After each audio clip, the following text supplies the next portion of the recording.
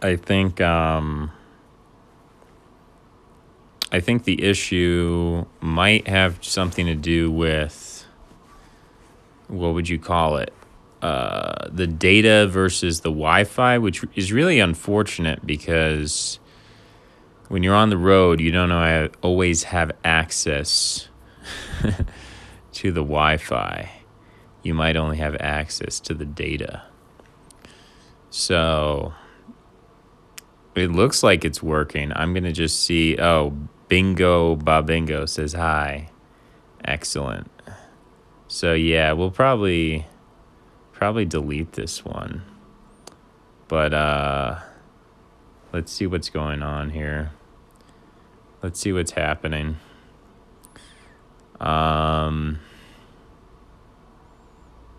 It's been a while. Corporal Marcellus. I haven't seen that. Wait a second. Wait just a moment. What's going on here? How do I control this? How do I do this? Does the stream stop if I switch out from stream? I'm gonna listen in. How do I do this? Does the stream stop if I switch out from stream? I think it does stop. Which is kind of annoying. What do we do about this? Test. Type a message. Test. What happens? If I hit test, does it show up? I don't see it. That's strange. Oh, now I do see it. Now it's there. Okay. So that's chat. Oh. I'm just figuring it out.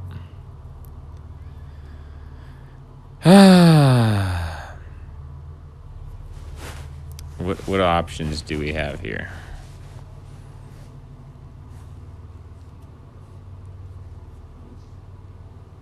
I'm tired.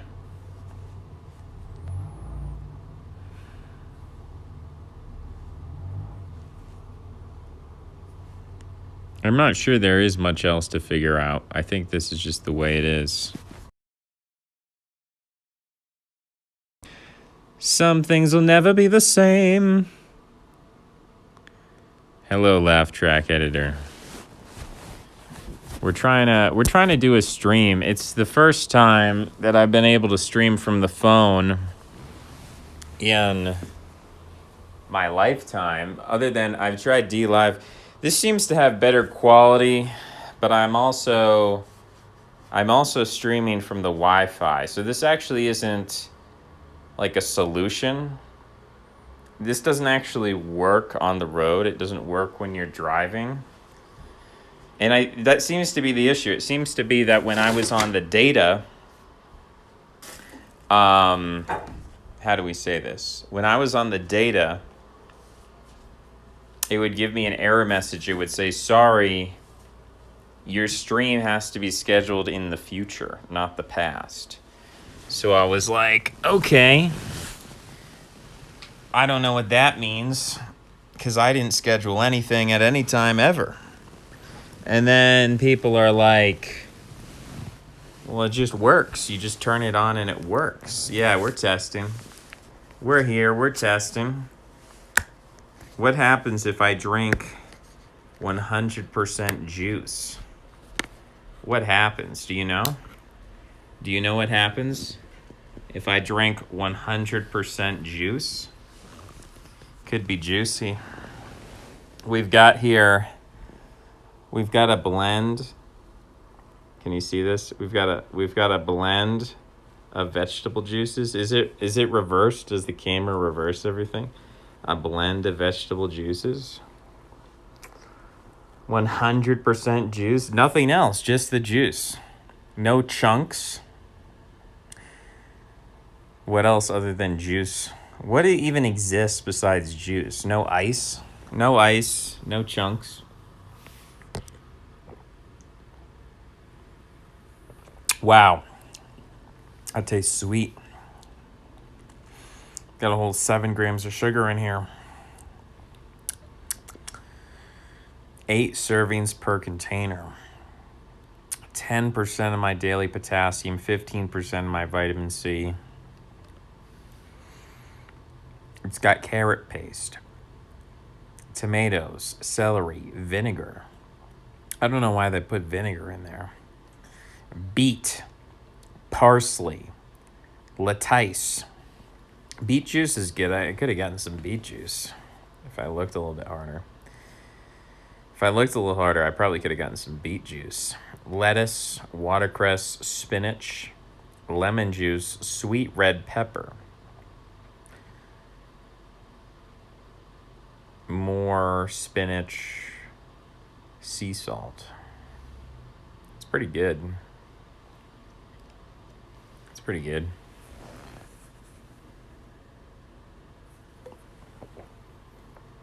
I'm supposed to be driving right now, but I'm tired. I'm tired. And the road conditions are not optimal. And I'm looking at myself and I'm saying, I could drive, but I could also choose to not drive. That's also possible. I could just stay put. I could drive, but I could also stay put. Tired of being a nobody. Is that my inner monologue being read back to me? Is that your thought or is that my thought? Is that our thought? A no body. Having no body. What's a body? A body is a physicality, and a physicality is an exclusion. If something is physical, that means it is exclusive. It has substance. It has, when you push it, it pushes back. It has mass. So when we say, I want to be somebody, really what we're talking about is gaining weight, importance, mass. We don't want people to push us around. We want to be girthy. We want to be like that Pokemon. Who's the Pokemon? I think it's in the Super Smash Bros. Arena, where the random event is like this giant Snorlax comes. Or maybe that's a special item. Maybe there's like a Snorlax item. Oh, I know what it is. It's the Pokeball. So sometimes you find Pokeballs on the stage. Yes, Snorlax. Sometimes you find the Pokeball on the stage, and you pick it up and you throw it, and out of it comes a Pokemon, and it could be anything. It could be like a Zapdos or a Gyarados or I don't know what other kinds, but I know Snorlax is somebody, yet he does nothing but sleep. That's true. He's usually just sleeping. I had a Pokemon like that, but it wasn't Snorlax. It was like a monkey type. He was a monkey type Pokemon. And what I did is I used a move called Sleep. And when the Pokemon sleeps, he regenerates health. The problem with that is when a Pokemon sleeps and he's attacked, he can't attack back. But I had this item called the Blue Flute that I got from like the Volcano Arena or something. And the Blue Flute, I think I got the Blue Flute because I was trying to capture a teddy bear Pokemon with a heart shape on his face. Because each of the teddy bear Pokemon has a unique facial pattern. So I was like killing thousands of teddy bears. And I got the Blue Flute in the process, I believe. That's how I got the Blue Flute. And with the Blue Flute, you can wake up your sleeping monkey. So he'll regenerate the health, and then you wake him up instantly. Whereas usually if you don't have the Blue Flute, he's just sleeping the whole time, which means he's not attacking, and he's just being attacked. It's kind of interesting, the idea that a Pokemon can sleep and be attacked and not wake up, but that's just how it's a very deep sleep. Imagine sleeping so deep. Imagine for a moment sleeping so deep that someone is stabbing you and you're still sleeping. I mean, that's a deep sleep. That's like a coma. You're in a coma at that point. That's not a sleep anymore. That's not Snorlax used sleep. No, that's Snorlax used a coma. He's in a coma now. Yeah, Snorlax in his coma. I don't remember the monkey type Pokemon. We could look it up. He did. Yeah, death is a pretty deep coma, right? It's a pretty deep coma. What's wrong with him? Well, he's in a very very deep coma. It's a pretty deep one. Well, when's he coming out of his coma? Well, we don't know. Maybe never. Maybe never. Yeah, that's interesting. The term comatose. Sometimes I feel comatose. Of course, I'm not actually sleeping all the time. I'm just like trapped in Sisyphean cycles. The coma is both deep and girthy. Are you somebody if you're in a coma, though? Maybe I have to revise this concept of being somebody. I don't know. To be nobody. To be nobody, but to. So I'm thinking of the term weight and the term heaviness. And a dead person is heavy and a dead person has weight. Do you want to be dead? But a skinny person or a ghost is not dead. A ghost is dead in some ways, but a ghost is the living dead. A ghost is a spirit, and the ghost can do things. So would you rather be a ghost or would you rather be Snorlax? That's the question. Ghost or Snorlax? And I'm tending toward ghost. I don't actually think it's good to be Snorlax. I don't think it's good to be girthy and sleepy. I think that's my problem, is that I get girthy and I get sleepy and I get comatose and I get trapped in Sisyphean cycles where I'm not actually sleeping. I'm not actually resting and recovering. I'm wasting my energy. The false ectomorph endomorph dichotomy go mesomorphic. I don't know what some of those words are. Catatonia lax. Yes. Catatonic Snorlax. So, like, when we sleep, we're still doing things, right? It's not a full. Sleep is not actually. Like, you don't die when you sleep. You're actually doing stuff. And, I do stuff too. And when I'm doing stuff, it's like. I think it's because my brain is going all the time. I think it's because I can't just relax, that I always have to do something. But sometimes doing something is not actually affecting change. Your brain actually becomes more active when not doing anything. Okay. All right. Fair enough.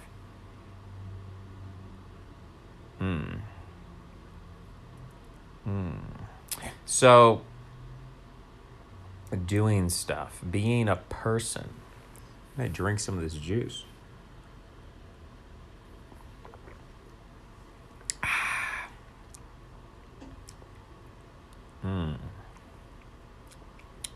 I'm solving puzzles from the Applebee's kid menu.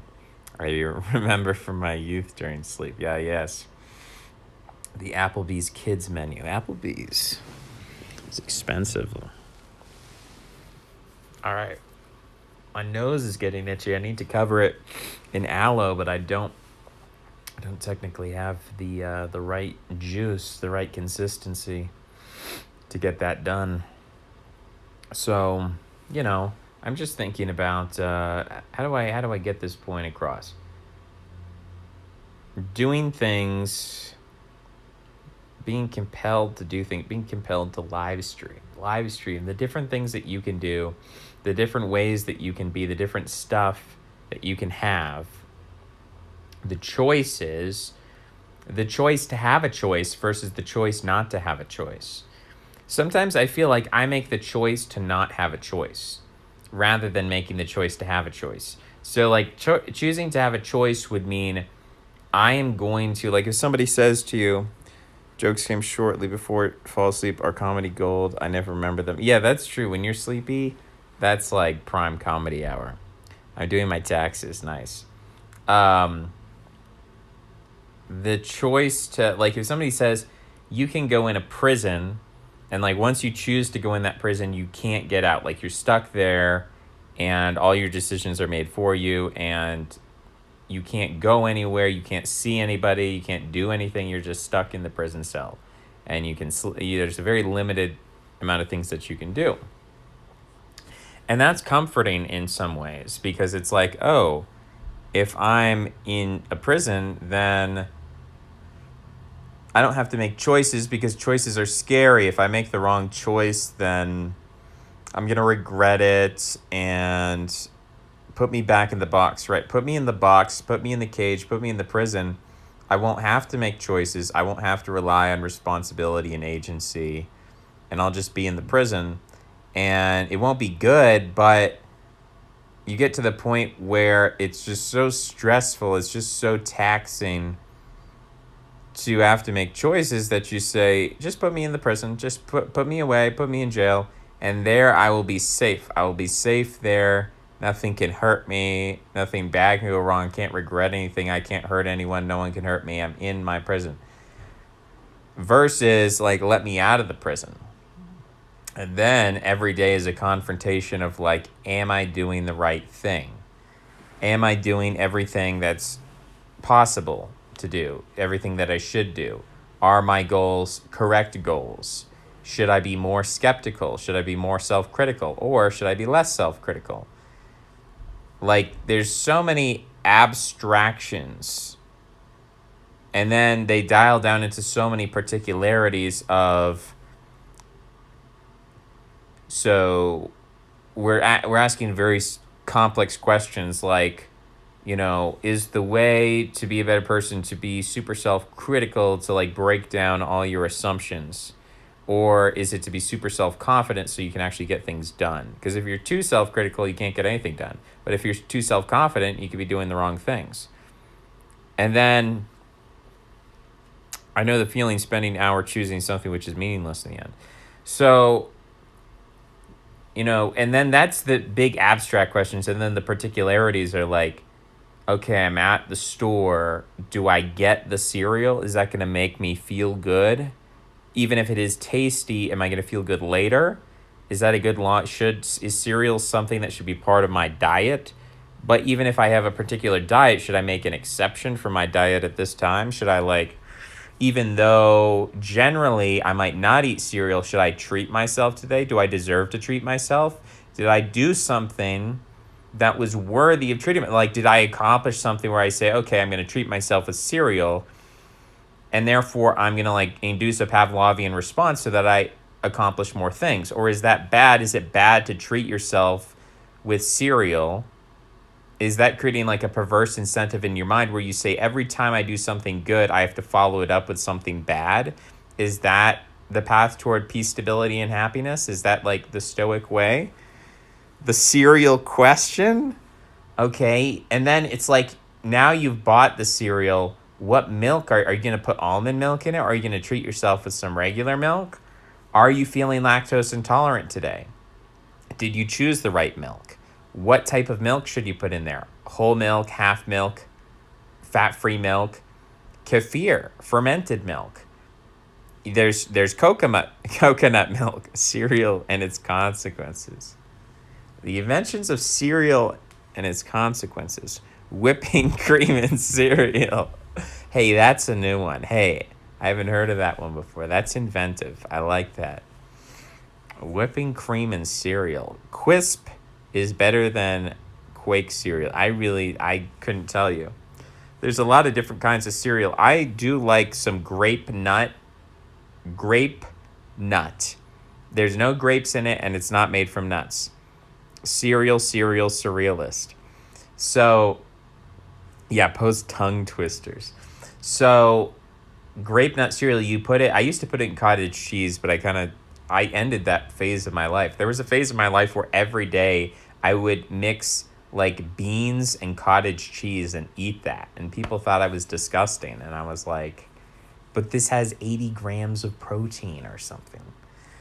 I remember I went to a presentation and they thought it was so rude. They were like, I can't believe you embarrassed us by bringing your beans and cottage cheese to the presentation. I was like, I was hungry.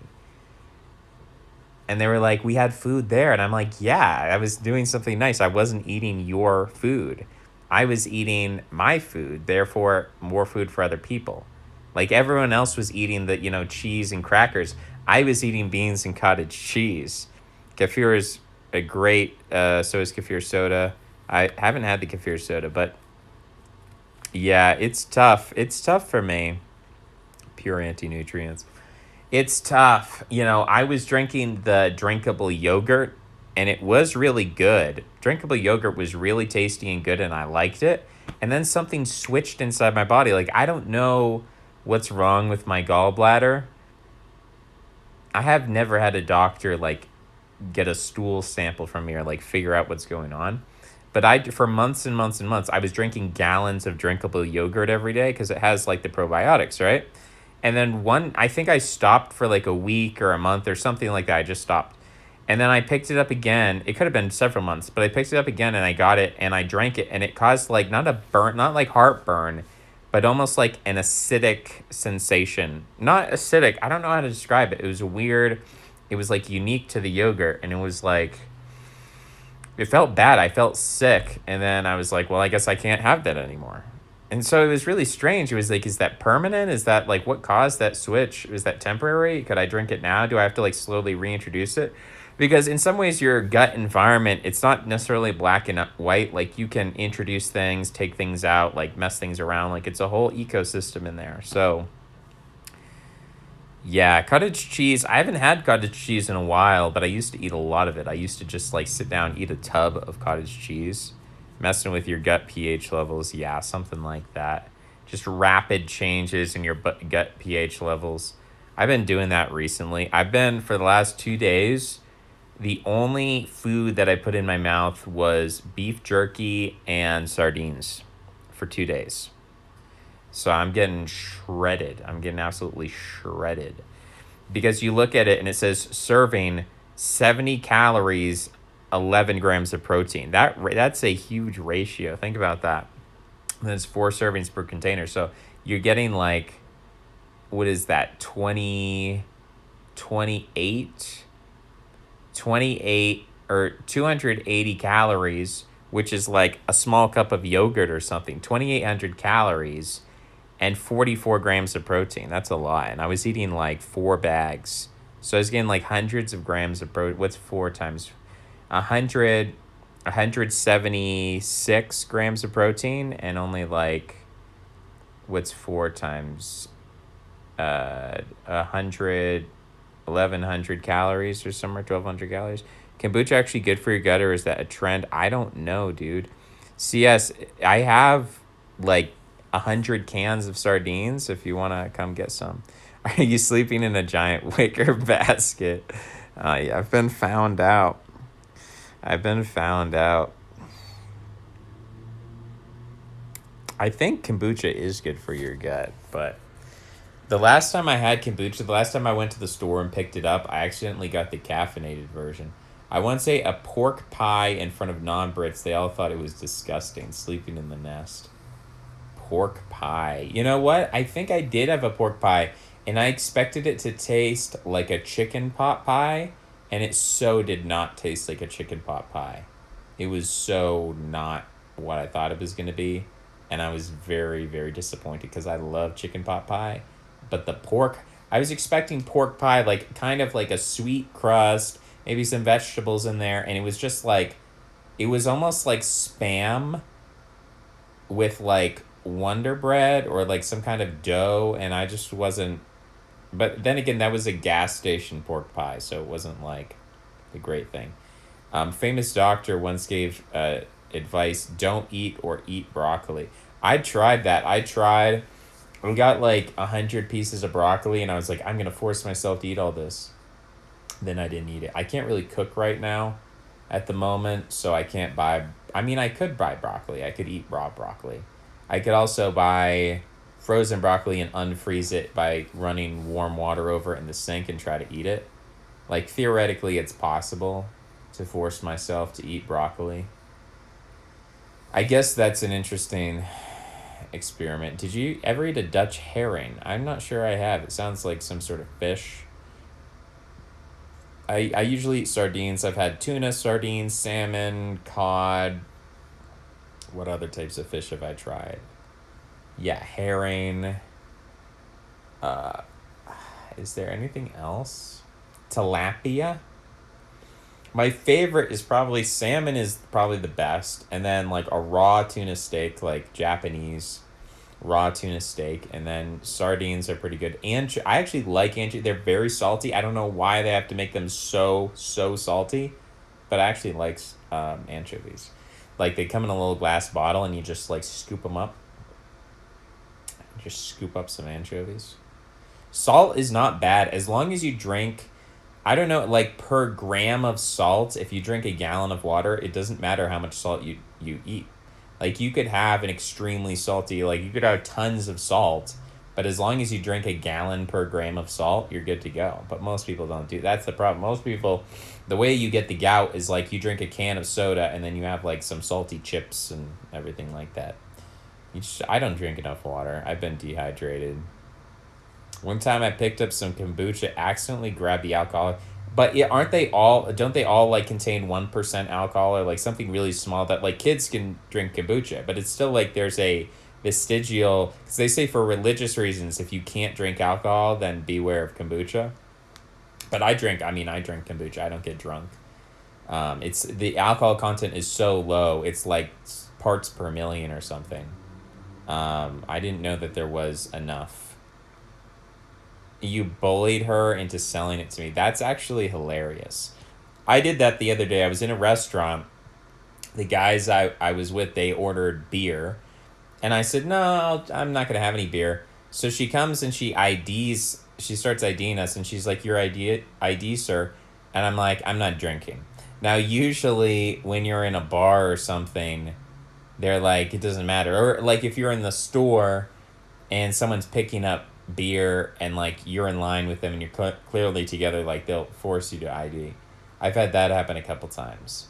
I don't think it's so unusual, but she was hesitant. She was like, should I ID him? Should I not ID? I've had that recently. Like service workers, they don't know what to do and they're trying to make you comply with the rules and you're just like, no, I'm not complying with the rules.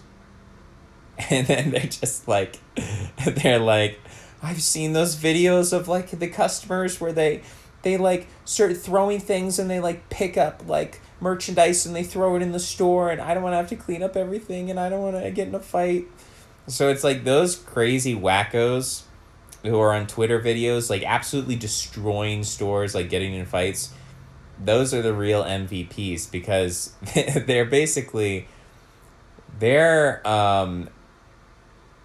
they're creating this bluffing scenario for me where I would never do that, but service workers are like afraid of me because I guess I look, I don't know, do I look like I would do that? I wouldn't, but maybe I'm not saying that's actually the process going through their mind, but it's like maybe it's subconsciously in the back of their mind. Like if this guy doesn't get what he wants, he might just go monkey mode.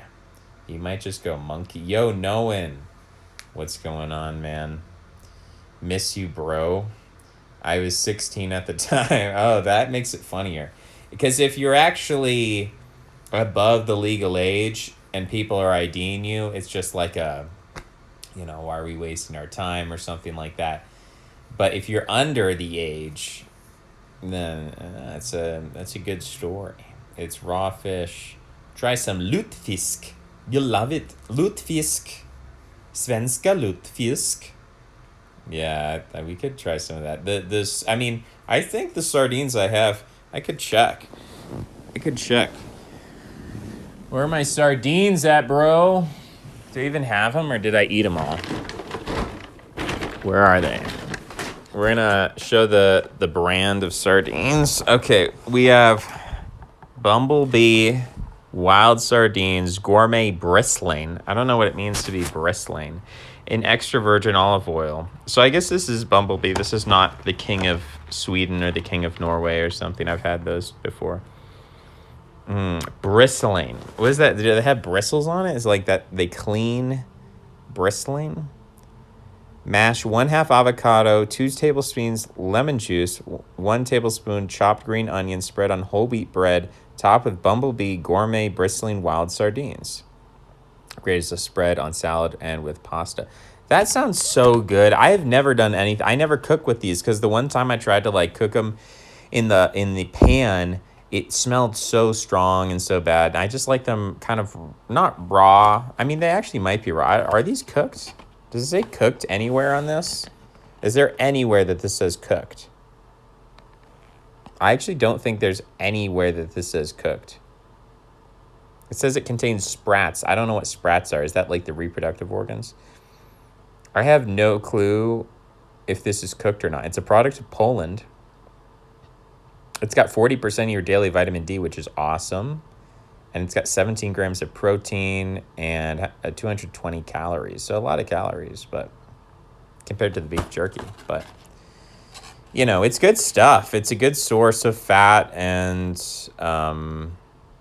protein and calcium. And it's got your omega-3s, which are very important. Hand-packed, kosher certified, wild-caught, delicate texture as opposed to a harsh texture. It's got a gourmet taste. I really would like to have this with pasta on a spread. Like all those things they mentioned, I'm getting hungry. I went to the store today and I said, what am I going to get? All right, let's see what's going on here. Lutefisk. I love that. I love the Swedes. I need to check out Scandinavia. Broccoli tastes like chicken. Interesting.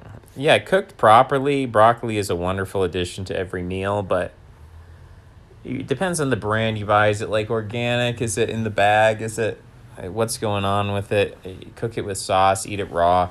I used to just eat like a huge, I used to eat like 20 branches, is that what we call them? Florets of broccoli every day for breakfast. I was on my broccoli style. Not on that anymore. I just go through phases. I go through phases where I'm just like doing something. There's always something weird going on with my diet. And then, like, I can't just eat like a normal person. The fatty path of salmon smoked is amazing. I love salmon skin. Some people don't. They're like, ew, that's the skin. Like, you can't eat skin. It's like, I will eat the skin. I will eat the skin. I once ate too much and my spit became oily. I don't know that that's possible, actually. I've never heard it. That's scary. I only eat like one of these little cans a day, so they have special versions that have 4% ABV. I don't know what ABV is. Is that like the oil? Is that like the omega-3s? Kombucha haram. Yeah, I don't know if Muslims can eat kombucha or drink it. I thought I would die. Flare your nostrils and clench your fists for added effect. I don't know what that means. Modern day initiation coming of age rituals solely based on gradual distance from structure/family and being shown that our standards and responsibilities are false gods. What does this mean? Modern coming of age rituals based on gradual distance from family. And I think you mean are being shown that our standards and responsibilities are, and being shown that our standards and responsibilities are false gods. Okay, so you're talking about leaving the household and whatnot. Yeah, I mean, we've got a lot of problems with our coming of age rituals. Like, coming of age rituals are something that are institutionalized, and our institutions are not really designed to lift people up and make the most number of people as good as they can be. They're mostly designed for the opposite, so it's too bad. Because we don't live in a tribal society, we live in a post-industrial society, and so, you know, the incentive is not to make everyone as fit as possible. The incentive is to, like, eliminate competition to monopolize resources. But yeah, I mean, it would be cool if families could stick together and stuff, but also I think there is an element of, like, people do need to be a little bit independent, and it's a contrast. It's a contrast between, you know, do you want to be, you know, the deep right family man, or do you want to be the deep left pirate explorer and whatnot. And of course, you know, the one can do certain things that the other can't, like go on road trips and whatnot. But then, it's like, what does the road trip matter if nothing lasting comes out of it, right? So there's no I don't think it's so I don't I wouldn't I'm not a pro family extremist in the sense of like I think everyone should always stick to their family. I'm not an anti-family extremist, but I think depending on the person, the time, context, situation, I think some people, like if you're by nature and inclination, you're kind of like that family person, you might need to step outside that. That's not most people's problems, but I think there are some people who are like very family oriented, especially for men. For women, I think, well, that's up to women to say, I guess. But speaking specifically about men, I think, whatever. You know what I'm trying to say. I have to spell it out.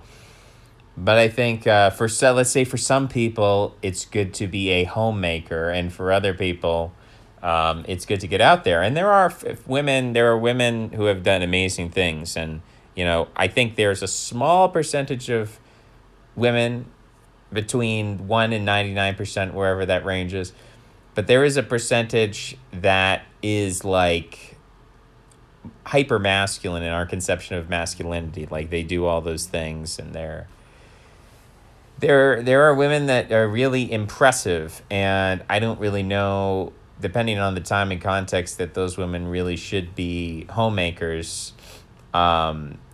Although I guess in the long term, in terms of reproduction and the children and everything like that, and it's like, do you want the woman fighter pilot now, or do you want her to have sons who will go on to be fighter pilots? Because if she does it, then she's not going to have the sons, and then we're going to deprive the future fighter pilots. So, there's always questions like that. And there's always different answers, and you know how it is. But I think some people, the homemaking thing, some people need to be sort of forced out of that, because especially it depends on whether you're putting more in or you're taking more out. If you're a family man and you're providing for your family, that's one thing. If you're letting your family take care of you in certain ways, that might be a crutch. I think there are a lot of people in our age, because of the unofficial one-child policy sort of stuff and different sort of emotional regulation, like especially mothers sometimes have a hard time backing off, and sometimes they over protect and over provide and over mother, and that prevents men from, like, I think there is initiation rituals where men need to be put through tough times. Tough times make strong men, and if you don't have those tough times, then you don't know how to deal with the tough times, and then it's hard to learn that the older you get. So there's different arguments to be made.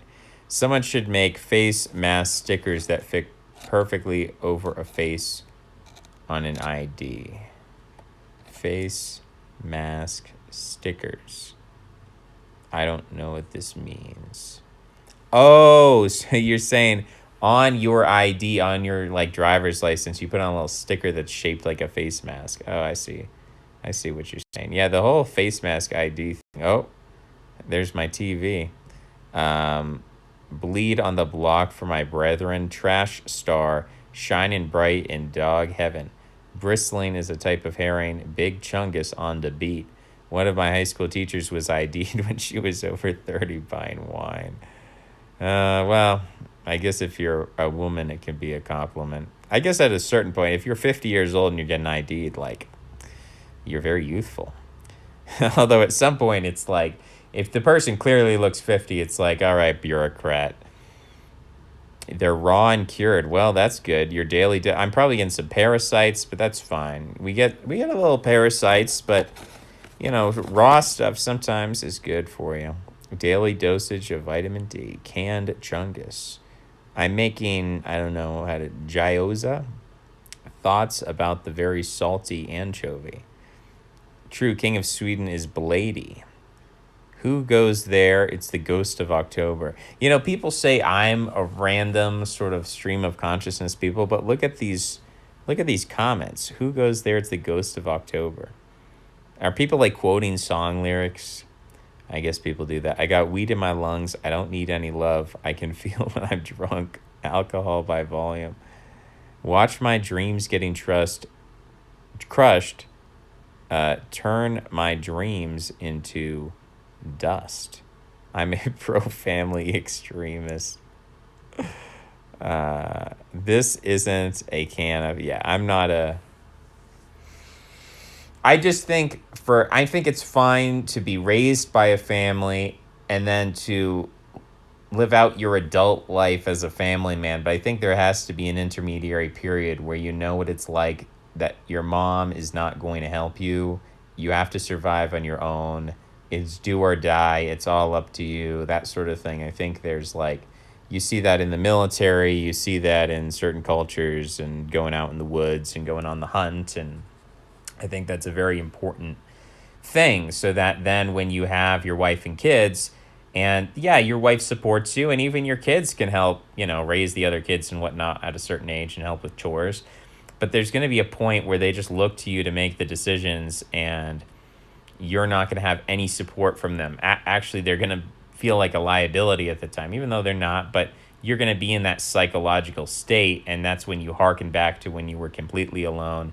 Even if it was you're among your bros, and it doesn't have to be solitary, but, you know, you're surviving with your bros in whatever context, military, wilderness, whatever. You know, in that hyper masculine state where you're not relying upon that, and then I think it probably changes your brain chemistry or something, your brain shape. This isn't a can of sardines, it's an insulin pump. I have diabetes. Homemaker or home wrecker, diabetes bad. I'm thinking 99% of women are hyper masculine. Yeah, we don't know the percentages. A small percentage of 99%. Yeah, we're covering all of our bases here. We're saying nothing that we say is, you can't nail me down. You can't nail me down today. I perceive family to be a method of transmitting right-wing ideas, father to son. Yeah, that's probably true. Maybe you're just hypomasculine. Hippomasculine? Possibly. Could be hypo-hippomasculine. I don't know, Mark B. You're kind of going off tonight. What is the unofficial one-child policy? Well, it's like if you look at the drop in fertility in the West compared to China's one-child policy, it's basically the same. It's just in China, they did it through this authoritarian exoteric law, whereas in the West, they did it through CIA psyops in like the 1960s. And, you know, of course, even 200 years ago, but there's a lot of stuff that goes into the decline in fertility. That's what I mean. Who goes there? It's the ghost of October. Summer's over and I'm going nowhere. What is going on? Like, what is this? Can someone explain to me?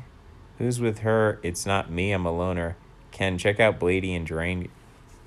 I feel like those are not. I'm gonna stick with XXX Juice World. You know, I'm gonna stick with Justin Bieber, and I don't know, Blady and Drain. I don't know about that. Drained out sardines.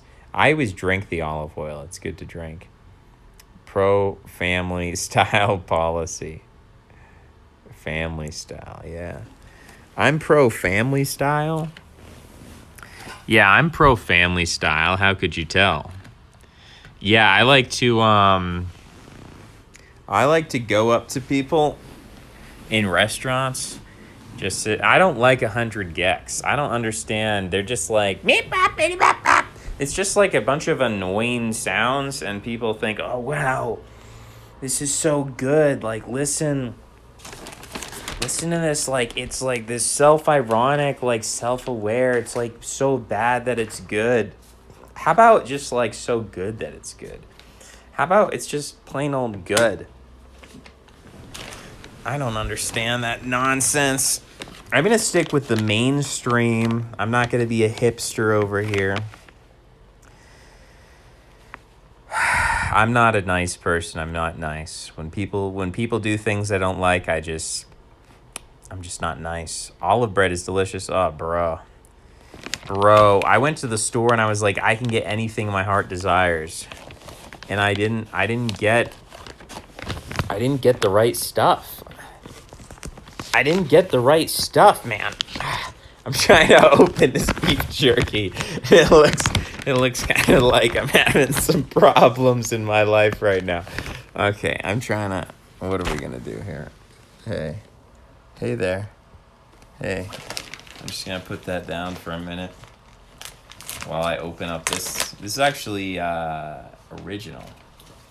This is actually original flavor.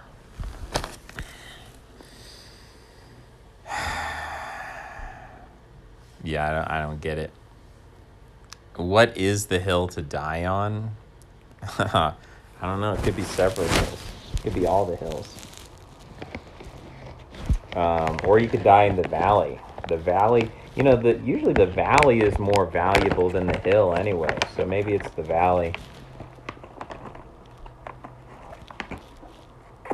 I got my silica gel here. Save that for dessert. Just kidding. Don't eat it. Getting hungry. Clipped. Yeah.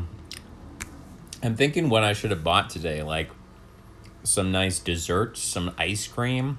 I should have just bought a tub of ice cream. It's hard when you don't have access to a kitchen. Life is hard. If I had a kitchen, I'd be like cooking it up.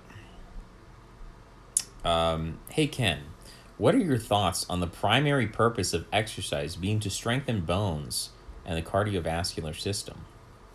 Scalus is opposed to bodybuilding and says to deadlift, squat, and run. Okay, well, I mean, that all sounds good to me. I'm obviously never going to be a bodybuilder. Some people are, and that's cool. And I listen to those people because I think when you get to an extreme level of fitness, like, you have to be doing something right, probably. I mean, a lot of it's genetic, but I think, I like them in the same way I like, I'm not great at chess, but I like chess players. I like people who are experts in their craft, so... But yeah, bones and the veins, those are important things. I can't really squat, deadlift, or run right now. My joints are pretty bad, and I do believe that has something to do with my low T, my hormonal makeup. I think it has to be. I think, there's different types. There's total testosterone, then there's your free testosterone.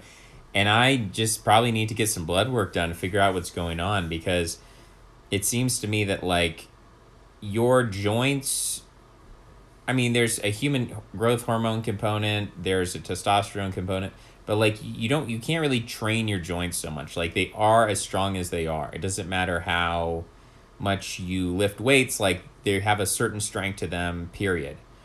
End of story, that's just determined by, again, human growth hormone and testosterone. And so there's not really much you can do about that in terms of, you can improve your diet. Sure, you can try to, like, if you have a really bad diet, that would probably be a good thing to fix. But I don't think my diet is terrible. I think it has to be some kind of hormonal thing that makes, like, half the joints in my body, like, I have a permanently sprained ankle. It hasn't actually been that bad lately. I think because I've been fasting. I think that's one of the reasons it's been. Also, I just haven't been moving around a lot. But I have a permanently sprained ankle that will, when I'm physically active, it will sprain itself like 3 times a day or something for no reason. Or like when I'm walking, going up and down stairs, I will feel the tendon on the outside of the ankle just pop in and out. So I've got that. I've got the dislocated shoulder, which is a labrum tear. I've got the twisted sacrum, which is at the bottom of your tailbone. Typically, like, the bones in your spine are straight and they're aligned. Mine is rotated. So imagine, like, this is like you've got a bone here, a bone here, a bone here. They're all, like, resting on top. Mine is like, it's like this, and then it's like, so it just, like, sticks out of my back, and upsets all the nerve endings and the muscles in that area. So all of those are joint problems. Those are not muscle problems. I could probably put on a lot more muscle if I didn't have these joint problems. That's an excuse, of course, but yeah, it is probably some kind of hormonal thing. And you can increase your testosterone through exercise. So I really suggest people do that. Like when you get injured as a teenager, it's pretty easy to bounce back. The longer you wait to get into exercise, like if you say, oh, I'll exercise when I'm older. No, that's not true. And there's also certain things that if you exercise when you're younger, you create certain neural hormonal pathways. Because remember, your pineal gland is responsible for releasing a lot of hormones. You create pathways in your youth that can be accessed later in life. So you've locked that in, that neuroplasticity.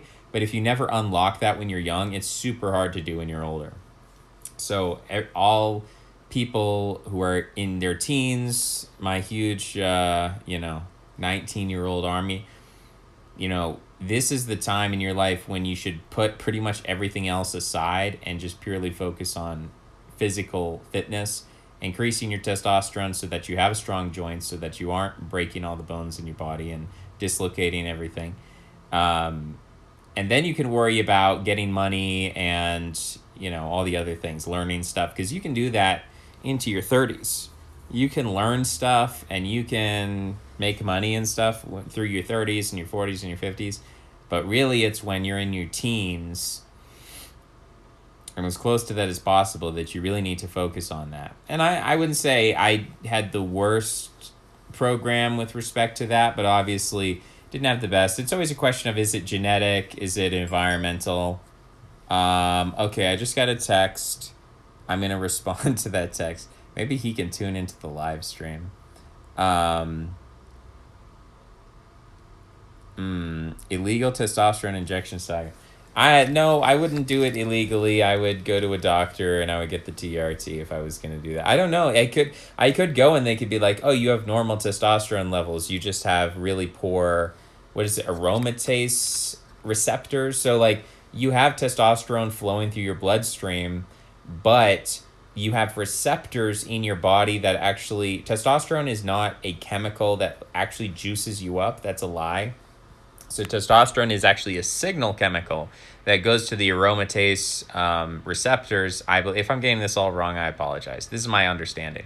Goes to the receptors, and then when the testosterone hits the receptors, depending on the level of testosterone, the receptors are like, okay, let's start building muscle. Okay, let's start in response to physical stress, of course. If you just sit in bed and inject yourself with testosterone, you don't build muscle. But in response to stress, let's build muscle. Let's, psychologically, let's change this and that and the other. So it's about the receptors. If you have poor receptors, I could have normal levels of testosterone. I don't know. I haven't been tested. I could have normal T levels, but if my receptors are bad, that could be a problem. But, someday we'll figure out. When this whole trip is over, we'll do a whole post-trip checkup, so to speak, if I survive. Are you keeping up with the Trailer Trash IRL streamer scene? No. Cat fight turned into a concussion from skull bashing with a rock. Haven't kept up with that. I mean, that sounds pretty Sisyphean to me. I'm sure there's stuff. You need to win more. Yeah, that's true. I did have a good tweet about that a while back, about how if you win in social situations, like if someone walks up to you and you're like, wow, you're cool, you look good, like you're awesome, here's an award, like you won the contest, a popularity contest, achievement, whatever. When you do that, your testosterone increases. When you lose, when people disrespect you, criticize you, so they always say, sticks and stones may break my bones, but words may never hurt me. This is wrong. Sticks and stones actually are pretty, like stone, like if it doesn't give you a concussion, stones aren't that bad, and sticks are, so it is what it is. A stick, whatever, you can heal from that. But if you are criticized endlessly with words, if you're psychologically broken down, your testosterone is going to plummet. And this is actually a huge thing that people don't understand. They say, why are the T levels plummeting? The T levels are not just plummeting because of the xenoestrogens in the water and the antidepressants and the medications and the plastics and all the pollutants. that we ignore because, oh, we're so concerned about, Greta, some teenage girl actress, daughter of a female bodybuilder, told us, went to the UN and said CO2 is going to kill everybody. So we're going to ignore all the pollutants and let all the big corporations who fund this nonsense, they get away with everything. Obama's going to give, Deepwater Horizon, BP oil, an exception to all the regulations, so they don't even matter. And we've got all these pollutants, and yes, that's part of the problem. But another part is that society with public education is, for all groups, not just one group, for all groups in society, is, especially for young boys, giving them a message that you're a loser, you're humiliated, you don't have a purpose. This is all, at some point Machiavellian. Not on the teachers. The teachers think they're doing the right thing. Oh, we're defeating the patriarchy and we're putting these boys in their place. We're teaching them to be good men who don't, assault women. But really what they're doing is they're lowering the T levels of these boys. And like I said, what happens between, basically from when you're born through your teenage years, these are the important years in terms of growth, development, that set you up for the rest of your life. If you have it bad in those years, it's really hard to turn around. Not impossible, but really hard. And so this is what they're doing. And this is, it's all about that development. Ken is a weak, sedentary farmer. It could be true. Ken would have been one of the 300. I would have been the hunchback going to the Persians and being like, we should go through this secret pass. I would be Ozymandias. I would be the king of Persia with my my nose ring and my androgynous shaved body. Hello, everyone. Hello, Tom. Yeah, I would have been the hunch. How did you predict that? I would have been the hunchback one. I am the only one here who actually lifts. No, that's not true. Bulkington lifts. More like one of the 500, or was it 800, the traveling male lovers that Alexander put to the sword. I haven't heard of that one. Why did he put him to the sword? I never knew that. Ziv, what are your lifts? Nothing impressive. I'm getting back to the gym. I haven't done bench in a lot. Do I have any lifts?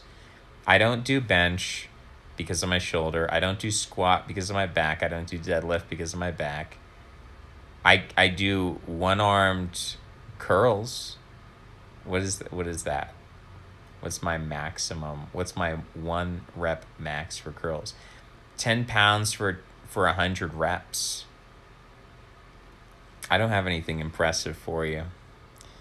I think my max, I don't ever think I reached a 200 deadlift. I think there was one point where my bench and deadlift were the same, which was really bad, but I was just doing bench every day. Can't grow a proper beard. Should I become trans? Is that my dharma?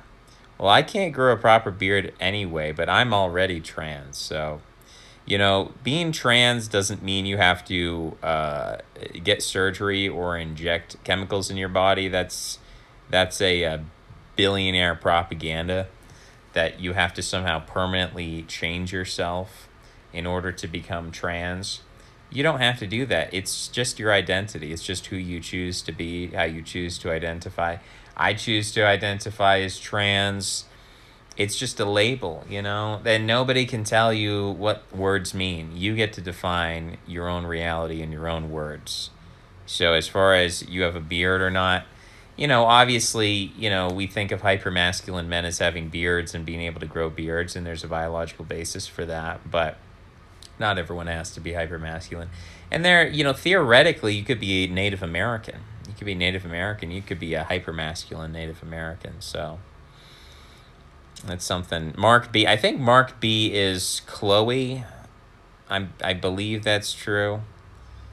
But I don't think, as much as people can say that I'm joking, but I'm serious, but it's also like, I don't know, sometimes, I'm not sure if Mark B is Chloe, but,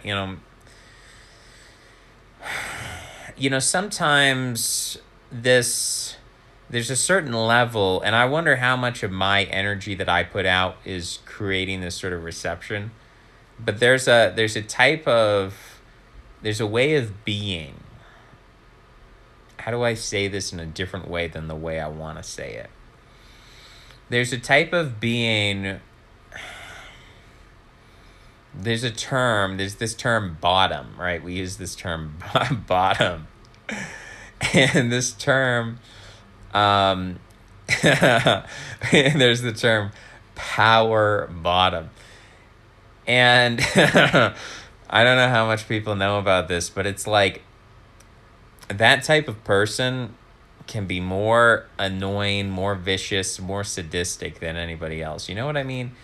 So it's like when you ask these questions, like it's not a serious question, and you're saying like, don't be mean to me. You know, there's something when everybody says to me, don't be mean to me, don't insult me, don't treat me that way, don't do this. Like if you're a man, you just act. You just act. You don't complain. You don't say, oh, don't be mean to me. You just act. You either have a confrontation or you walk away or something, but you don't like complain. You don't do this like appealing. You don't say like, let me speak to your manager. Don't be mean to me. Don't talk to me that way.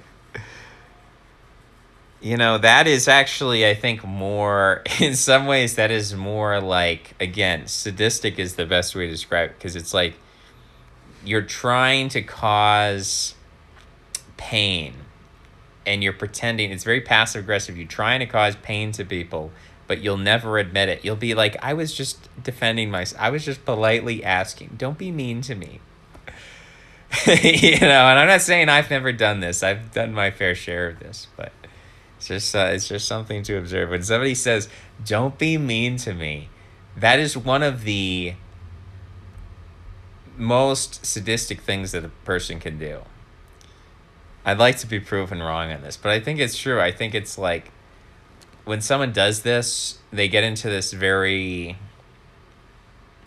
it's like a kind of a legalistic line. It's like, all I'm saying is don't be mean to me. It's like you're attacking my soul right now. Like they had a lot of options and you chose the most vicious of options because it's a poison, right? It's not a head-on frontal assault. It's not a confrontation. It's like a poison. It's like a nagging, you know? Oh, man. Tom, what are yours? I might have to ban Mark B here. I don't think I will ever be in Mark B's room. Oh, man. We'll see. How many strikes? Is that the second strike? I love a good tweet. Yeah, I think that might be the third strike. Let me get through the comments here. Squat 425 for reps, bench 275 for reps. Haven't deadlifted in forever. Yeah, we might have to do an interview with Tom Anderson. I'm standing behind Tom. Testo is low because culture is feminized. Better get my T levels checked. Been suffering slings and arrows for years. Yeah, I mean, I always said, like, there's no point to getting it checked. Just, like, do your best. Do your best with, like, diet and exercise, and it doesn't matter what your T levels are. Like, just do your best that you can. But we'll see. I did a powerlifting meet. Ken Jordan Peterson Brown, yeah. Yep, I'm just a carbon copy of Jordan Peterson. I am simply a more left-wing version. I'm just a more moderate version than that right-wing extremist Jordan Peterson. That's why I don't like Jordan Peterson, because he's nominally on the right and he hangs out with, like, who's that fool? Who's that silly fool that he talks with? And he goes and he's like, today we're going to talk with a great interviewer who used to be on the left, but now he's a conservative. And it's like, hey guys, today we're going to talk with Jordan Peterson. I don't remember the names of these people, but you know, the what do they call themselves? The Dark Enlightenment or whatever stupid name they can, you know, it's like Ben Shapiro. Like, no, I don't want, that's why I don't like Jordan Peterson. I don't like him because he's a conservative. I don't like him because I'm a moderate right winger. It's insufferable. That's why I don't like him. But yeah, I'm just the left wing moderate version of Jordan Peterson. I hate him because I ain't him. Testosterone is falling because Dr. Seuss books are not banned. The hypocrisy of the left wing. This is what they want to do. They're doing it, folks. Are we supposed to ban Dr. Seuss books? Tom, do you remember what you totaled? Ozymandias was an Egyptian pharaoh. Wasn't there? What was the name of the Persian emperor? Are you familiar with Culture War Criminal? No. I had my T levels checked 2 years ago. At 55, they were low, and that is normal for 55. My wife hath protested. Alexander died because of toxic masculinity. Ken Pilates, God. Yeah, we could do some Pilates. Civ little less than 1,200, not great, but I was nowhere near peak strength at the time. They checked my T levels, so they were too high. I said, no, they're just right. Are you prepared for the male menopause? Then everyone clapped. Okay. Mark, you need to get a timeout here, but I haven't reached the bottom of the chat. I have to leave now. Oh no. That's not good, Bob. Why would you say that? Some study came out. Stop being mean to me, Bob. Some study came out recently predicting that by 2045, most males will not produce viable sperm. He's talking about Chloe Power Bottom's BTFO, xenoestrogens, and poor lifestyle choices are killing people. I remember when Mark B was big male. You have brought shame upon me. Yeah. Oh, Dave Rubin is the one. Air Jordan Peterson, intellectual dark web. Oh yeah, the dark web. Sam Harris, Dave Rubin, Nick Land, Mencius Moldbug.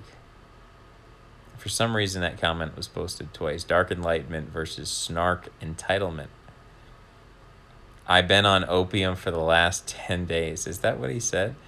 Intellectual dark web. Xerxes. Xerxes. Ken's wife has higher teeth than him and a better beard. When I get down to the bottom of this chat, there's not going to be any more of this foolishness. I'm Ozymandias. Look upon my works. Thoughts on John Wick? Haven't seen it. Culture War Criminal took down the California Monolith. I can get you onto his show. Sounds like right-wing stuff. I don't know that I can. I don't know if I can jam with that. Keith Shrubs. Ozymandias is the Greek name for Ramses. Okay, let's see if we're. How long? We've been streaming for an hour? Well, if he likes Arvol, then he could talk to Arvol. Why don't you try to get in contact with him and Arvol and stuff? Get in contact with me concerning them and things like that. Because Arvol will talk to pretty much anybody. I'm a little more selective in terms of that. Have you ever looked into Eric Weinstein? He's part of that right. We were part of the left, but then the left became too culturally crazy, and now we're Trump supporters. And I don't like those people. I find his view on progress since the 70s being mostly an illusion. I don't know. Does that mean he thinks progress is an illusion, or what is he saying? I'm not saying everything these people say is wrong. I'm just saying on a personal level. Politically, I'm not part of their little tribe of people who think that, the socialism is destroying our country and cultural Marxism and all that nonsense. They'll never criticize capitalism. They'll never, they'll never see things in an accurate way because that's not their incentive. Their incentive is to keep, milking this whole nonsensical grift. I find that view interesting. He has good arguments. Maybe he does. I don't know.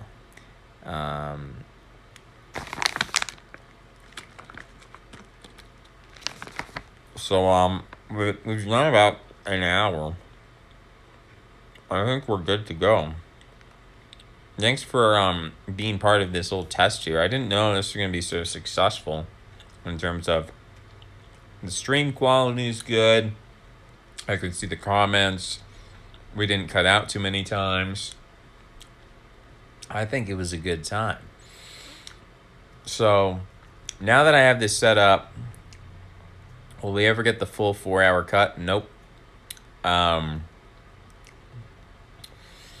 I mean, here's the thing, Gibson. If somebody reaches out to me and wants to talk to me, I'll talk to pretty much anybody in private if people are interested in having a conversation. But people don't reach out to me. Usually it's third parties say, hey, you should talk to this person. And most of the time, both of us haven't heard of each other and we don't want to talk to each other. And that's fine. Not everybody has to talk with one another. But I would talk to pretty much anyone in private. And if someone is a decent debating partner, meaning I don't want to debate with somebody who, I don't know, there's a lot of bad debating partners out there. So, like, there are some people, how do I say this? There's some people who have such an analytical mind, which isn't a bad thing, but it's just, there's some people who are, like, there to debate in a way that is not fun for, like, they're having a lot of fun. I'm trying to avoid using certain words saying this. I'm not saying it the way I want to say it. But there's some people who, when they debate, they believe that, like, firing off their very specific arguments or statistics or, like, these very, like, they have this own system in their head that makes sense, and they're not willing to question their principles. Like, they don't have an intuitive sense of things. They're not willing to, like, think metaphorically or analogically. It's just completely like, I have my ideas, and, like, there's no way to... It's really difficult for me to get anything good out of debating with those people. But it's possible if somebody... And it's also the problem that a lot of people on the internet today don't know how to navigate rules, especially concerning YouTube. And they have this idea of, like, well, the YouTube rules are so bad that you can't do anything worth doing. I think that, I mean, you can make that argument, and I hear where you're coming from, but at the same time, like, it is what it is. Like, I don't know what people want to hear. I don't know what... Obviously, I do know what people want to do. They want to go off in a ghetto where they have their little initiated circle of people who are in the know, and they just talk to each other and, you know, compliment each other and form a little hug box, and that's fine.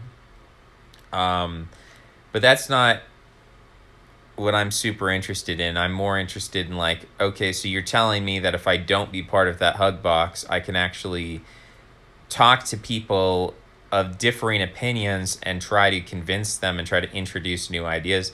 Like, I would much rather talk to somebody who knows nothing and is, or has a preconceived notion that's different from mine. But I feel like at the end of the day, the only productive conversation to have is with people who disagree with you. And I feel like a lot of people who are part of the right-wing hug box have this idea of, like, oh, the left doesn't want to talk to us because the left doesn't want to have a conversation because they're, like, religious fanatics. And it's like, well, yeah, to an extent that's true. But are you really trying as hard as you could to reach those people, or have you just given up? Like, I feel like at some point, like, I don't have that problem because I don't have that perspective because I'm not in that position, but at some point, have you really tried everything, or did you just throw up your hands and saying, like, oh, well, you know, they don't like my offensive jokes, so therefore I guess there's no point in talking to them?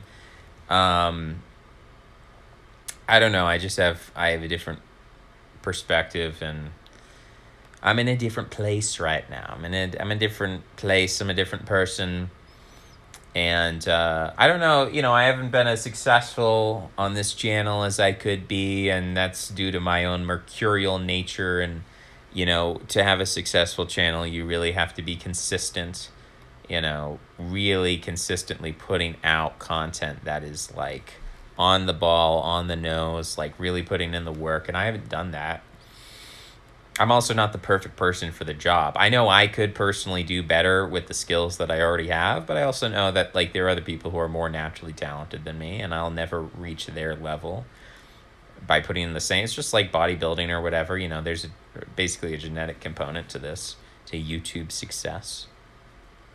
But yeah, my intention has always been, to have a dialogue with people who are not like fanatical, stuck in their ways, people who are open-minded, people who are willing to change and hear new things. And there's a certain approach that works with those people, and there's a certain approach that doesn't. And so different people are going to use different approaches, and there should at least be one person trying my approach, and that's the way I view it. And then everybody else can choose some kind of typical approach or approach that they think is good. Liberalism versus progressivism. No, liberals suggest a way for... I don't even know what that means. Ken with the Trader Joe's beef jerky. Hello, the engineer's mind, system people, dialogue trees, distant people to showcase on a show and interview. I know him personally. Well, like I said, anybody can reach out to me and talk to me privately. There's a number of ways to do that. Yeah, I think I pretty much laid out. Like, I would talk to somebody, and if somebody laid it out in a way that was like, oh, hey, we had on this New York Times journalist, or we have on a cast of characters, we have people on from different perspectives. Like, maybe there's a way I could be swayed. Like, for years, I said, absolutely no, I will not collaborate with anybody I've not met in real life. And I stuck to that rule for years. And then I started to open up, and I started to change. And, I've recently had conversations with people who say, I absolutely will not do collaborations anymore. And I respect that. I respect that because that's where I was, and maybe I'll go back to that. But I totally respect that position. I understand why, because the internet is a stressful place, and you get all this e-drama. And, there is a guilt by association. I didn't choose to make the rules. We have the rules. I don't agree with the rules, but to an extent, I feel I have to play by the rules to be most effective toward my strategy. Other people say, well, I'm not going to play by the YouTube rules. I'm going to go off YouTube on an obscure platform, and that gives me more ability to do things the way I want to do them outside the rules. And I say that's not sustainable. In 5 years' time, like, it's going to go from you've been banned off YouTube to now you're in jail. And that's not me saying that I want that to happen to people. That's just me trying to state the facts, and people don't realize that, and they think like, oh, well, if I make that argument, they usually say, oh, well, even more reason for us to be like super, I don't even want to use the term extreme, but just like every time we get banned, we're just going to go to a new platform. Is that sustainable in the long run? I don't think so. I think you have to figure out a way to be able to be critical of the paradigm without being banned off the mainstream platforms. That's just what I have to do. Whatever other people have to do, everybody's got to do what they got to do, but I got to do what I got to do. And so I am cagey about that. I am cautious about that. I am concerned about that. People can say whatever they want, but that's just me being honest. And by the way, I don't describe myself as a dissident. I describe myself as an affirmationist. I affirm positivity, and I disregard negativity. I've argued many times why the term dissident I think is a terrible term, and that's probably why it's so popular, is because there's an incentive. I mean, that's the whole thing, right? It's like, why did I do this thing? To stick a middle finger up at the system. There's no productive urge. There's nothing constructive. All of that is like on the side or glomdom or mixed together, right? It's not 100% one or the other. But that's why that term dissident has become so popular. It's because necessarily these people are looking for a negative outlet to stamp themselves as, I'm a dissident, I'm a rebel, I'm against the system. And, all the productive, constructive stuff is kind of like used to mask that energy. That's the founding, originating energy. is I'm a dissident and middle finger to the system, and I like Trump because he told the media to sit down and he used mean words and he wasn't politically correct. Like, I'm not interested in that. And that to me is actually a sickness. It's a sickness that's a result from the system. The system encourages people to be dissenters. The system encourages people to label themselves as dissident. The system encourages that because it does things, it showcases, it puts people on CNN.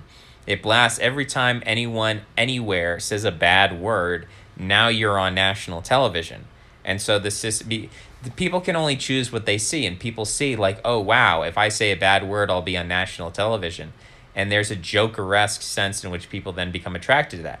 If the media never reported on bad word, this, supremacy, that like, those people wouldn't exist. Like, that form, quote unquote, dissenters, dissidents, dissent, that wouldn't exist. It only exists because the media props it up as this boogeyman, that's fake boogeyman, that's ultimately control. Like, the ideology of dissent is controlled opposition. It's something that they did in the 1960s. You call it cultural Marxist, whatever you want to call it. I think that's a bad term and a bad label, but the early feminists were controlled by the CIA. And they were the first dissidents. First, they had left-wing dissidents, and that was a controlled operation. Now they have right-wing dissidents, and I think that's a controlled operation. I don't believe in dissidents. I don't believe in dissenting. I believe in building. I believe in building. I believe in construction. It doesn't mean I never criticize, right? You know, it doesn't mean that all these criticisms can't be brought back on me. But I don't think dissenting is something we should ever strive for. I don't think we should ever strive or label ourselves as dissidents and dissenters. We should always describe ourselves as affirmationists, constructors, producers, right?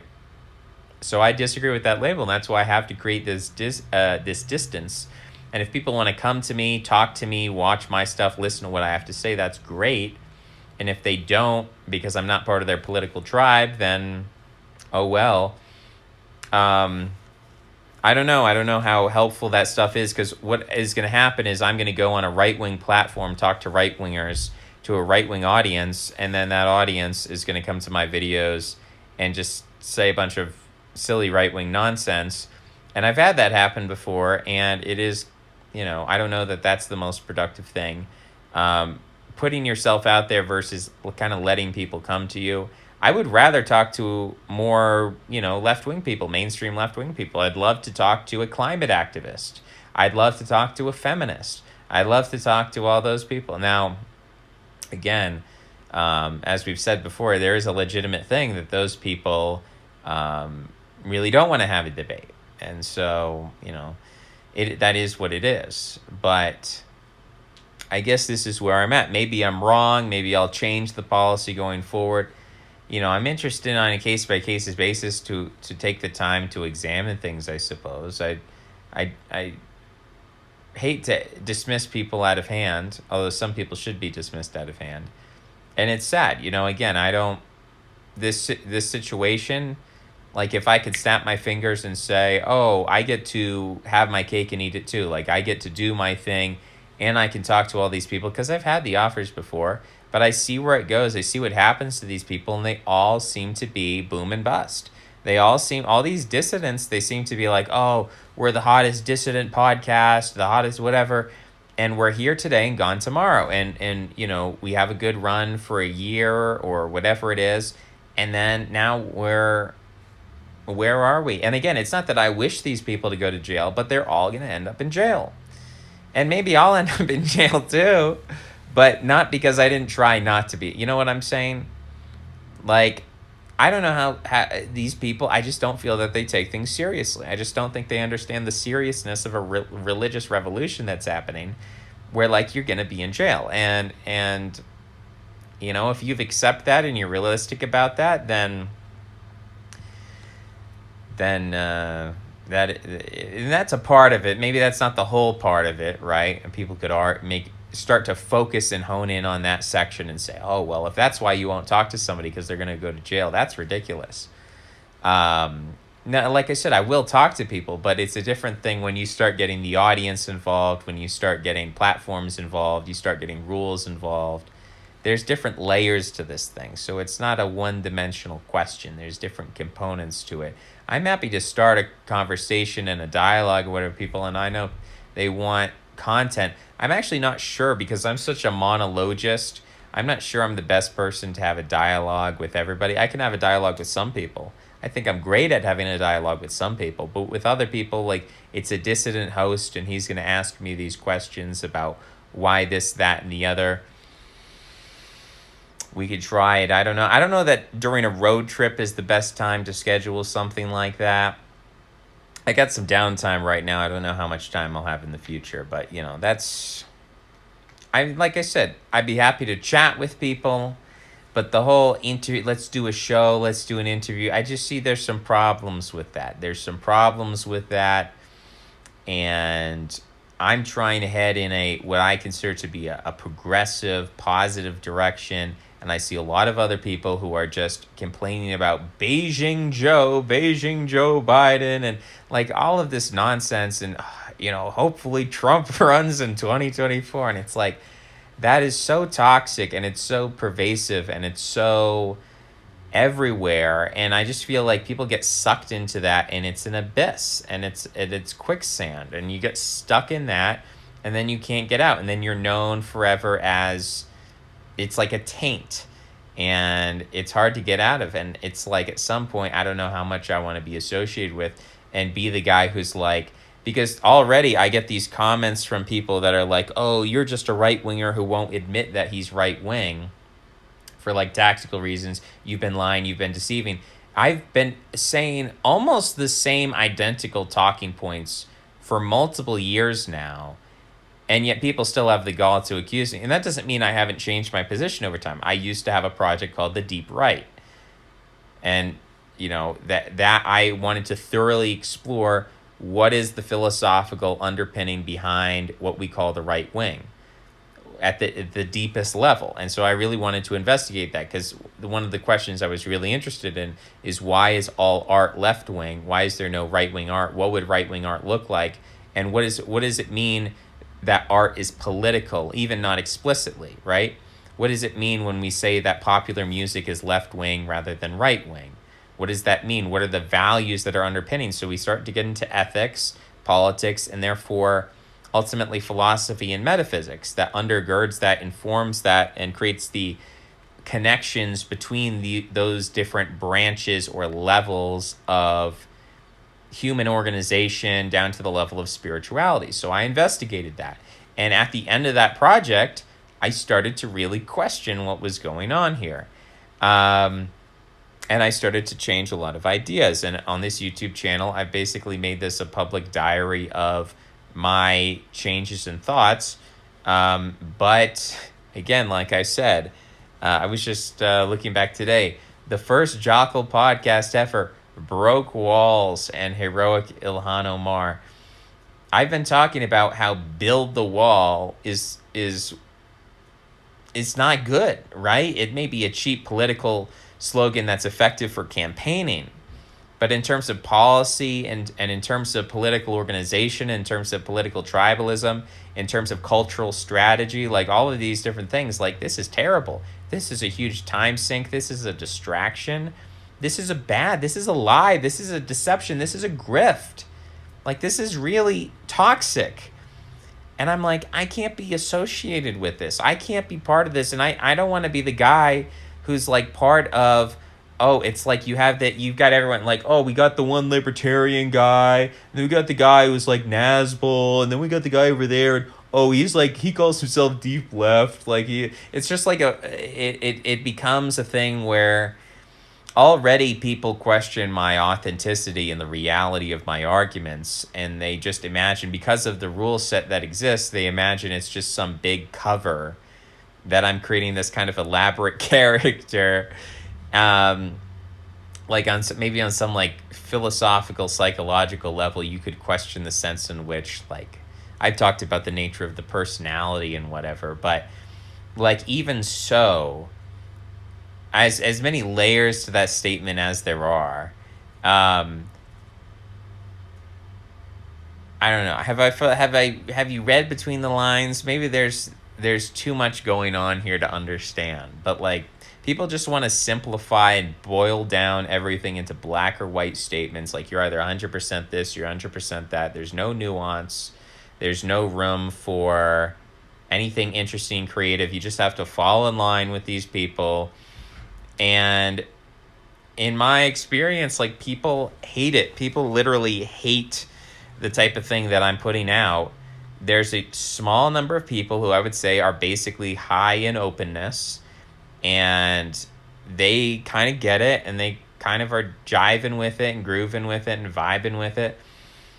But I just don't know how useful it is to interact with the audiences where they're so dead set in the sunk cost fallacy of, oh, well, I like to make offensive jokes, and therefore my life is ruined, and therefore, they're just like so ideological, dogmatic. They're like, well, the system says that X, Y, and Z isn't true, and therefore it's like dogmatically true. Just a mirror image reactionary. I hate this term so much. Dissident, but almost worst is reactionary. Because at least dissident, you could say, well, sometimes I don't agree with things. And that, I guess, in some like colloquial definition, oh, that's technically dissent. But reactionary, you're just reacting to stuff. Like, you don't have a plan. You're just like reacting to somebody else's plan. That is so submissive. That is so problematic. Like, no, I'm not interested in being a reactionary. So I'm just such a small channel. Like, if I had 1 million subscribers or even 10,000, I would be less hesitant to go onto other platforms and defend my positions and not feel like I'm going to be branded, guilt by association, sucked into that paradigm. But I'm a very small channel. Literally, if I went on one of these bigger right-wing channels or platforms, I could probably double my sub count instantly. Now, in terms of like ratings and all of that stuff, if I was purely concerned with numbers, then I guess that would be a good decision. But I want my audience to have a certain composition, and I don't want to have to deal, it's Sisyphean to have to deal with these arguments over and over again. People don't like to hear it over and over again. And so I just try to like do a positive message and not deal too much with the same tired arguments over and over again. I did a top 50 right-wing lies video. I did the left can't meme video lie, which is why that phrase is a lie. And I've done other videos like that people can go back and refer to. But to just like repeat those videos over and over again is kind of annoying. I think for the listeners, I think it's kind of annoying. Tomorrow to talk about how he has become a straight man through Jesus and forbidden his black husband from being with him. Yeah, that's interesting. I don't like Milo. I think he is he's putting people in jail, and I'm not a fan of him. I feel trapped in the ghetto. Yeah, Godward, I understand feeling trapped in the ghetto. I'm trying to get people out of the ghetto. I think we need families, and I think there's a time and place for insularity, and I think there's a time and place for the temenos, which is Greek for the sacred space, and I don't think everything has to be open-minded and out there and in the mainstream, but I think there has to be some kind of connection, interaction, and like, to me, Milo is just someone, again, if I had a large enough platform that I could stand on my own 2 feet against these people and be like, I am who I am, and I'm not getting sucked into your sinkhole of ghettoization and grifting and reactionary dissident nonsense. I'm just not going to do that because I'm an established person. People know who I am and what I stand for. As it stands right now, I don't feel that I can do that. That's the only time I would talk with a lot of these people is if I was on an equal footing with them, where it was like I could actually like be known for who I am and not just, because they have a certain gravitational, it's like a magnetism where they kind of like, they trap people. And it's like the Death Star. You get too close to it and you're sucked into its gravitational field. Or its tractor beam or whatever. I don't want to get sucked into that. That's the only reason I talk to these people is to be like, yeah, so tell me about how you're trying to put people in jail. Like, tell me about how You know, you had all these financial schemes. Tell me about how you gloat about, you know, going to a restaurant, spending thousands of dollars in a single night on overpriced food. I mean, tell me about all this stuff. And what is your what do you support Ben Shapiro? You support building a wall? Like, what do you support? Like, what's your radical, oh, you're so radical and as you, why? Because you insulted a female actress? Is that that's why you got banned off Twitter? Wow. So brave. Milo, you're so brave. You insult, the Ghostbusters actresses. So brave. And again, there's a difference between anonymous people on the internet doing that. And am I offended that you insulted the actress? No, I'm not offended. I'm not going to be sanctimonious and moralistic. But as a reactionary, you get a sick pleasure out of offending the sanctimonious, moralistic people. And I'm not saying it's not funny. I'm not saying that offensive jokes aren't funny. I find offensive jokes to be funny. But that's not the hill I'm going to die on, because people need real hope and people need real help. And if you're getting banned because you're making offensive jokes and that's the hill you're willing to die on, that's selfish, that's toxic. I don't want to be a part of that. And like I said, there are people who are going to make offensive jokes out there. I'm not going to be, that's never been who I am. I've never been somebody to just get offended over that. There are things I am offended over, but, I have my sense of sacrality, and we've got a religion of racial resentment, a religion of gender resentment. I'm not part of those religions. I'm not resentful over that. And so yeah, I guess that's the sort of things, if I had to talk with somebody like a Milo or any of these people, that's the kind of stuff I'd be like, what is going on, dude? Like, it wouldn't really be a debate. It would just be what's wrong with you? Like, what's wrong with you as a person? Like, you're a bad person and you're doing bad things and you should stop. Like that would be the debate. It would be hard to keep it civil with some of these people. And then the other ones who are nicer, and there are some nice guys, there are some guys who have good personalities, like they're nice people and everything. They're not bad people, not all of them.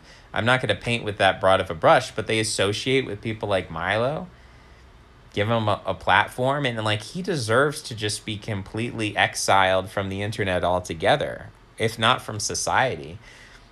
And we're still going to talk to him. Why? For the views, because he's a household name and people know him, and the clout, and it's a way of getting money. And I guess in a sense you have to respect the grift. Like, Milo is one of the best grifters out there, and he's a sick man. He doesn't provide anything to society. He tells a lot of lies and he makes money from it. And I guess as a kind of a merchant of politics, he sells his little brand and he fuels his expensive, lavish lifestyle. And, I guess he's had financial troubles since he's sort of fallen off the horse as he's gotten older and his drug abuse has caught up and his lifestyle has gotten up. But I don't know, man. It's all kind of sick to me. He wants new blood, new ideas, experimentation, because the old talking points are boring. Hey, I mean, I understand that. I sympathize with that.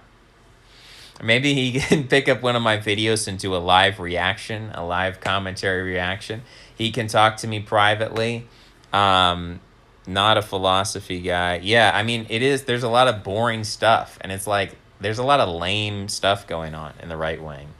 And sometimes if you want to be cool, you have to be willing to say no. You have to be willing to be exclusive. You have to be willing to say, I'm not just going to jump at the chance of everybody. It's like women, men or women. If you're a woman and a man asks you out, sometimes you have to say no to keep your worth and value. And sometimes if you're a man and a woman is willing to go out with you, and she's approaching you and she's trying to initiate things, sometimes you have to say no to keep your value as a man.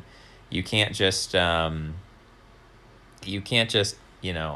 this person's interested in me, I'm gonna, and again, I'm doing a parallel between dating and sociality and then politics, and I'm obviously, whatever, you get it. In the ghetto. That is a good Elvis Presley song. That song should be played over every time. That should be Milo's intro song. Milo walks onto the stage in the ghetto. Yeah, that would be a good one. Maybe he can do a cover of that one. He's a pretty good singer. I am diagnosed dyslexia. I'll have you knowing, good sir. Okay, I didn't know that. Don't nobody know your name. Conversation is better than debate. Yeah, at some point when people are like, the wall is objectively good, how could you disagree with that? And then I lay out my points and they're like, well, that's just your opinion, man. Like, is that really productive? I don't know. I don't know if that is productive.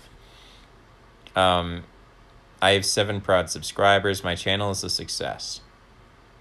Do you have any thoughts on Odyssey, the new YouTube alt made by a libertarian guy who has a crypto coin? Well, I'm interested to see how it works out. I think the web design is good, but I think until there's a mobile app, it's just not even in the same category. It's just apples to oranges. There was a time where I did everything on a desktop and didn't really have a mobile phone for the most part. I didn't have a smartphone. But now I'm mostly a mobile guy. And so the idea that you're going to have a website that doesn't have a mobile app with mobile support, YouTube Premium, you can close YouTube and still listen to videos while doing other things. The browsing, like all those sort of things, it has to have mobile compatibility. If he can do that, and he can offer other things like YouTube downloads, so you can watch videos offline, different functionality, subscribers, like copy a lot of the YouTube platform's functionality. Like I have a subscription page. I click on that. I see all these different people. If he can get it to that level, simple, a dark mode. Right now I saw a light mode. I don't know if he can switch to dark mode. Maybe it already has a lot of these features. I don't know. I didn't spend that much time on it. Also, when you sign up for a channel on YouTube, you sign up for a channel and you start making videos. It's a 5-minute process. For him, it's like, pay this crypto, do this thing. And so it's more like a Clubhouse exclusive thing right now. Like, go get validated on our Discord. So as soon as I saw that, I said, I don't have time for this. I'll do it later. And then it never happened. As long as I'm on YouTube, I'm going to stick on YouTube. If there's ever a time where I'm not, I can switch over to other platforms. I did experiment with DLive. I used to not like to cloud or clog my YouTube, because I know when you're a subscriber, it's better to have like one video a month, because then you actually value the video. When I'm like putting out a bunch of things all the time, I understand that gets tiresome for people, and so that's why I have used other platforms. I could, when I have time to sit down and figure out if somebody wants to help me, like people I meet on my road trip, if somebody wants to sit down and help me work through it, we could set that up. I'm not going to exclude it right now, but it's just not like my main priority at this moment to investigate alternative platforms.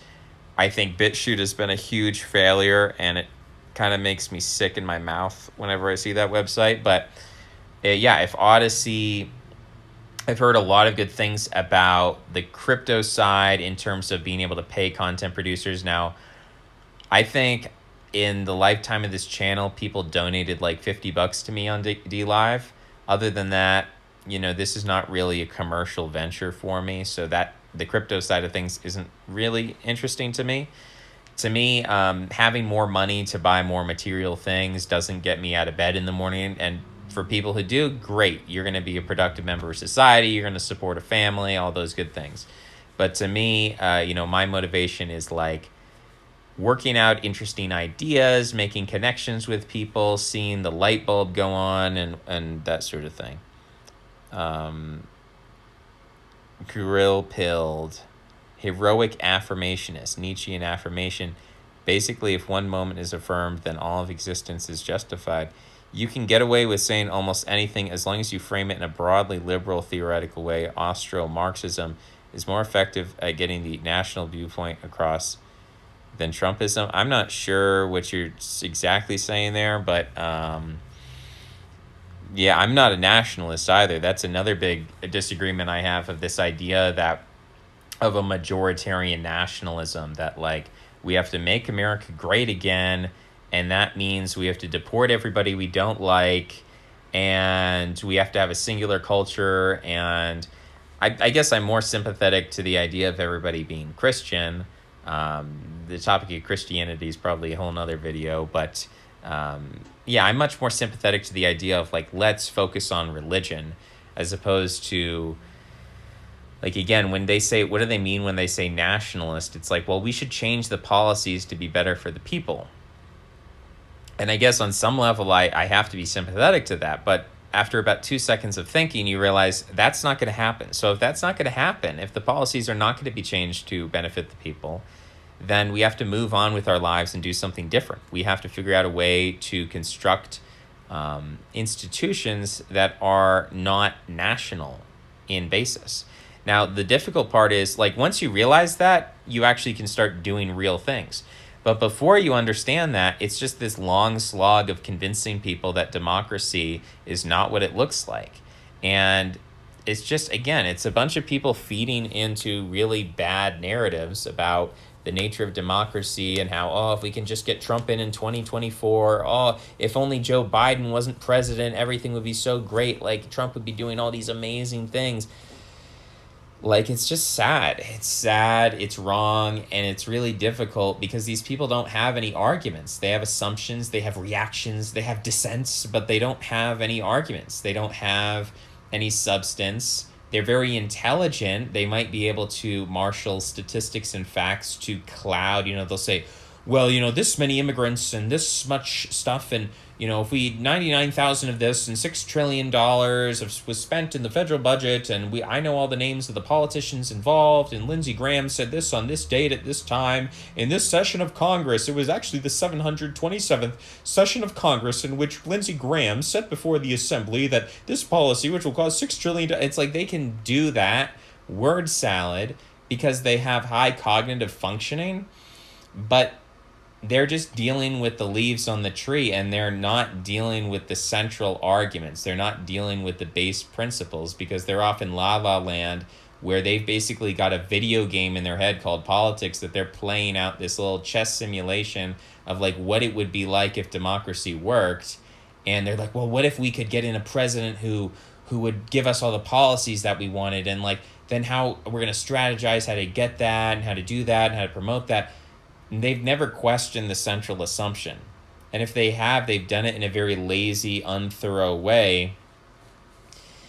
And they're not willing to go there. They're not willing to do things like that because they feel like the mainstream has abandoned them. They feel completely alone in the world. They feel completely alienated from society. They're very angry at society. They want to give a middle finger to society. That becomes their identity. All their online friends are reactionary right-wing dissidents. That's their tribe, and they can never go back on that because then all their friends will abandon them. They're not willing to do that. And I know that's hard. I know it's hard when all your friends are right-wing dissident Trump supporters. It's hard to walk away from that. It's hard to question the central assumption and say, like, maybe we're going about this in the completely wrong way. Maybe, like, the philosophy is wrong. Maybe, like, we're not dealing with the basic stuff. Maybe, like, this is all just, like, complicated intellectual fluff about writing constitutions and dealing with niche specific issues and being very ideological, but not dealing with like base principles. And so it's a house built on sand. It's looking nice. It's a mansion with different spires and columns and detailed etchings and statues, but it's on quicksand, and it's going to be gone in 5 years, and you're all going to be in jail. Again, not my choice. I'm just trying to be accurate with you. So I have to walk away from that, but, they don't listen. They don't listen because they're smart, they're intellectual, and they can always use their intelligence to obscure the basic facts and get out of a real confrontation with reality. They can always create these simulations to argue their way out of my points. Even sometimes they're smarter than I am. It's just that emotionally, socially, they're unwilling to confront these things because they're like, this is their little religion. I don't think it's a great religion because it's not established on truth, and I believe it's ultimately, again, a mirror image of the mainstream. It's reactionary. It's not. It's as much a product of the mainstream as Satanism is a product of Christianity. It's just an upside down derivation. It doesn't have its own two legs to stand on. Would you consider Arvil or traditionalists more broadly to be dissidents? I don't know what Arvil, if he calls himself a dissident right person, but I've met him in real life, and that's a distinction for me. If I meet you in real life and I think you're a good guy, then I will make exceptions for you. But if I haven't met you in real life and we don't have a personal connection, then I'm just going to apply sort of blanket rules to you, because those heuristics are the only way you can deal with people on the internet. You can't treat everybody as an individual and your special friend, because you don't know who people are. You don't know who I am. You see my face, you hear my voice. You don't know who I am. You don't know the bad parts of me. You don't know all the good parts of me. You just don't know who I am. You know the stuff I put on YouTube, that's a small, tiny percentage of who I am. The same thing for every other person you see on the internet. You don't know who they are. I don't know who they are. I believe that you can't really know a person until you meet in real life. And even then, there's a certain argument that you can never really truly know another person.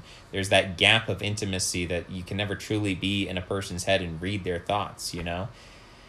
We can never have that full divine connection. But, for me, again, if I know people in real life, that's why I make a lot of exceptions in terms of, if Arvel wants to call himself a distant right traditionalist or whatever, like I know who he is, and if he chooses those labels, like there's a certain, it's almost an anti-doctrine, anti-dogma of like, ultimately, these labels only have meaning in the context of a field of labels. So if you're like, welcome to the political show where we talk about political labels, and on the left we have the left-winger, and on the right we have the right-winger. Today we're going to talk about policies and labels and political ideas and ideologies. We're only dealing with that. That's our priority. And so that's how I'm going to treat people. I'm going to treat, okay, you're this label, you're that label, you're a labelist. That's how I'm going to treat you. I'm not going to treat you as a human being. I'm going to treat you as an ideologue, as a propagandist, as a label person, not as a real person. When I know somebody is a real person, then the real person comes before the label. If I know all types of people with all different kinds of labels, and if I know they're a real person, I'm going to treat them as a real person. I'm not going to treat them as their label. And so whatever label they choose to identify with, that's their own business. And, it does get annoying to me when people try to say, like, oh, you're friends with this person, therefore you must both think the exact same way. Doesn't mean I'm right about everything either. But it's just like, I've explained my reasons for why I don't agree with those things, with those labels. If he or anyone else chooses to accept them, I have to associate with people based on the heuristic of the context that I know them. If I know them purely from the internet, I have to treat them as an internet person, not a real person. If I know them in real life, then I will treat them as a real person, and I'm going to disregard the labels. The person matters, not the labels. That's my position. What if I got you on Joe Rogan? Okay, well, we might have to make an exception to the policy for Joe Rogan. I think it wouldn't be that great, honestly. I don't think I would be that great on Joe Rogan. But hey, we'd give it the old college try. We'd give it a shot. There's a certain level at which it's like, if you're like, oh, this podcast gets tens of thousands of views, I'll be like, all right, next, whatever. You're like, Joe Rogan, the most popular podcaster in America, millions and millions of views. I'd be like, all right, there's a certain threshold of quantity at which my arguments dissolve and become irrelevant. It's like when I say I don't care about material wealth or money, or I don't care about making money off this channel. If someone offers me like $1 million or something, it's like, all right, you're going to make me stop and think a little bit. Maybe I'll reconsider. I'll bend the rules. Mud sticks, doesn't matter if it's a valid criticism or not. True. Trump secretly running the country from Mar-a-Lago bunker. Yeah, that's where these things go. I'm not saying I could prove my conspiracy theory, but why do we need labels? Well, we are tribal creatures. It's ideology. I want the wall, though. Oh, well, I'm sorry, Tom. I'm sorry you feel that way. First, they came for Stefan Molyneux, and I did nothing. Well, it's like, what can you do? What are you going to do? Oh, they came for Stefan Molyneux. Oh, okay. Nothing I can do about that. I don't have the power. If you have the illusion, you're a Democrat. And you're literally, you believe in democracy, and that's my disagreement I have with you. The idea that, oh, well, we need to do something. It's like, our capacity for action is not universal. It's specific. We need to figure out what it is and not just assert that bad thing happens, we need to stop it. No, well, sometimes you can't stop bad things, right? It's like the caveman had certain limitations of he couldn't refrigerate his food. Sorry, not an option. You don't just say, we need to stop this spoilage of food. We need to invent the refrigerator. It wasn't possible. Today, we need to stop Stefan from getting banned. Not possible. And ultimately, not especially desirable for me. Not that I desired for him to get banned, but at the end of the day, he has a lot of the problems that I've been talking about in this stream. Persig sees the left as embodying dynamic quality, essentially the spirit of flexibility and change, and the right is static quality preservation. Yeah, there's some truth to that. I'm vibing with Biden. Should I stop watching Egg White on YouTube? Is he mean and bad? I don't know who he is. There is no right-wing art, as the right wing doesn't propose new things. They just restate old stuff. Imagine describing Plato as right or left. How pedestrian. The left can't meme is just a right-wing meme, true? Insularity. I'm actually coming around to being pro-LGBTQ+, because I'm realizing, like, in a way it creates an obvious place for, like, diasporic separation. Like, just be the people who don't do that stuff. Okay, I mean, I usually don't put that label on myself. I'll put the label trans on myself. I'll put that label on myself. But in terms of outside of that, I don't know, when you start getting into acronyms, it's like, I don't know that I can defend an entire acronym. That's pretty, because they're always adding like the plus, like when Allen Ginsberg is part of the acronym, I don't know if I'm going to be part of that acronym. Who cares if it's legal? Same with abortion. Abortion is pretty tough. It's pretty tough. You watch, if you ever see visually what happens with an abortion where they are, dissecting infants, and I couldn't even dissect a frog. I could never do it. I never wanted to. They said, dissect the frog or you get a 0 in the class. I said, I'm going to fail. I'm not going to dissect that frog. That is disgusting. That is inhuman. That is a violation of goodness, and I'm not going to do it. I know other people do it, and scientists and doctors and whatever. It's the good of society, but I won't do it. And abortion to me is like, yeah, I mean, I believe that it's probably more moral to have a child. I think infanticide is more morally right and correct than some of the things they do with abortion. That's an extreme. I don't even know that I would stand by that. That's a hyperbolic statement. People could probably press me on that and get me to recant, but what I mean by that is when people say like, oh, well, if this child is born into the world, like it's going to be terrible because they're going to have a genetic problem, or they're going to be born into poverty, or it's going to be a hard life, or it's going to be suffering. That's all antinatalism. I reject that. I think like children should be born into the world, and if it's tough, like we should try to solve those problems, but like versus the act of cutting up an infant and vacuuming it out of a woman, it's just like one of the most inhumane things I can think of. And there's just really no circumstance in which I can justify that. If I had control of policy, it would not be legal. It's not something that I can do, and it's not something that the right wing is interested in doing. Ultimately, the right-wing political machine is interested in using abortion as a stick to beat their voters into voting for them and giving them money. They don't actually care about abortion. They don't care about the, violation of sacrality. I'm not interested in voting for Republicans on the abortion issue because they don't do anything on the abortion issue. And ultimately, the abortion issue is not a legal issue. It's a religious issue. We need to have a religion that denies the possibility of an abortion. We can't just have we can't just have laws. You know, the religion has to come before the laws, and you know, but that's pretty. It's hard. It would be hard for me to say, oh, I don't care about abortion. You know, you do you, and we're gonna have our in group over here, and that's fine. You want to have abortions? It's like, nah, it's never really fine to me. It's a pretty, I don't know. It's a pretty harsh thing for me to be okay with that. It's not the only thing I talk about. I'm not a.